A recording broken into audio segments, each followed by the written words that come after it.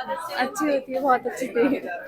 बहुत अच्छी फिल्म थी। बहुत अच्छी मूवी है, बहुत ही ज्यादा। बट एग्जैक्ट में इसमें पता चला है कि डायरेक्ट एक्शन डे क्या था। हमने हिस्ट्री भी पढ़ते हैं, हम 12th से लेके अभी तक कॉलेज तक हिस्ट्री पढ़ी है। इन बारियों के बारे में हमें नहीं पता था। द बंगाल फाइल्स फिल्म की आजकल काफी चर्चा है। सोशल मीडिया से लेकर मीडिया तक में इसके समर्थन और विरोध में बातें हो रही हैं। असलियत में इस फिल्म को देखने वाले लोग क्या कह रहे हैं, आप ये सुनिए। ऐसी मूवी में कुछ ऐसे सेंसिटिव पार्ट्स थे जो कि एक्चुअली में हमें पता भी नहीं थे। और ऑफ कोर्स इसमें एक कैरेक्टर था, गोपाल पाठा। उनके बारे में हमने कभी ना ही सुना था, ना ही हमने उससे पहले ना ही हमने पढ़ा था। इस मूवी के थ्रू ही हमें पता चला कि एग्जैक्ट में कौन कौन फ्रीडम फ्रीडम फाइटर्स थे और किस किसने क्या क्या किया है हमारे हमारे कंट्री के लिए, क्या क्या कंट्रीब्यूशन किस किस करे हैं। तो ऑल ओवर काफी अच्छी मूवी थी। आपको कैसी लगी बंगाल बहुत फाइल्स? अच्छी मूवी है, मैंने फर्स्ट टाइम देखी है, मतलब ऐसे जो देश वगैरह पे रिलेटेड।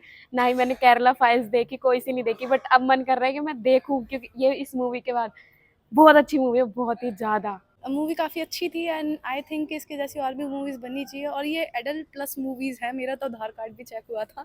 लेकिन मुझे लगता है इस मूवी को सभी को देखना चाहिए, क्योंकि कहीं ना कहीं हमें इस बारे में अवेयर किया जाता है कि मूवी कितनी बारीक है और इस सब चीज़ों के बारे में हमें पता भी नहीं था। तो मे बी इस मूवी को सभी लोगों को देखना चाहिए, इनफैक्ट बच्चों से लेके बड़ों तक को। नोआ खाली के बारे में आप जानते थे? नोआ खाली के रंगों के नहीं, कुछ भी नहीं पता। स्पेशली अगर हम इसकी बात करें डायरेक्ट एक्शन डे, इससे पहले मैंने इसके बारे में पढ़ा था कि ये किसके थ्रू कराए गए थे। बट एग्जैक्ट में इसमें पता चला है कि डायरेक्ट एक्शन डे क्या था।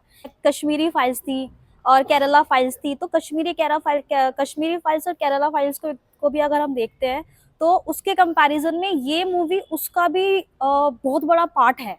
कहा जाता है कि यूथ इस फिल्म को देखें, तो आप क्या कहेंगे? मेरा कहना तो ये है, इस मूवी को बड़ों से लेके बच्चों तक, बूढ़ों तक सबको देखनी चाहिए। बिकॉज इसमें इतनी छोटी छोटी बारीकियां दिखाई है ना, तो शायद हमें पता नहीं थी और अभी भी हमें पता नहीं है। तो बस मेरा मैसेज तो यही है कि इस मूवी को ज्यादा से ज्यादा लोग देखें। गांधी जी को लेकर भी कुछ बातें हो रही हैं और इसमें आपने गोपाल पाठक के किरदार का जिक्र किया और गांधी जी के किरदार को भी थोड़ा सा लगता है कि बैड लाइट में दिखाया गया है। तो आप हम उनके उनके पार्ट को ये नहीं बता सकते कि वो उनका पार्ट एक गलत था।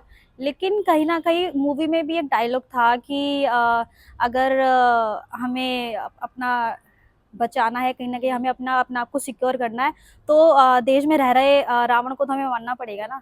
तो ऑब्वियसली अगर हमें इस कंट्री में रहना है और अगर हम चाहते हैं राम राज्य बनाने के लिए, तो राम राज्य बनाने के लिए भी तो रावण को मारना पड़ेगा।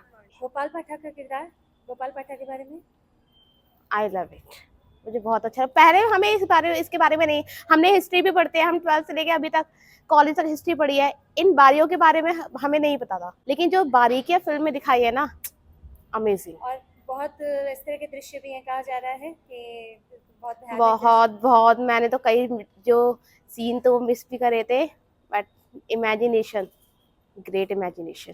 क्या क्या मैसेज आपको लगता है इससे दिया गया है?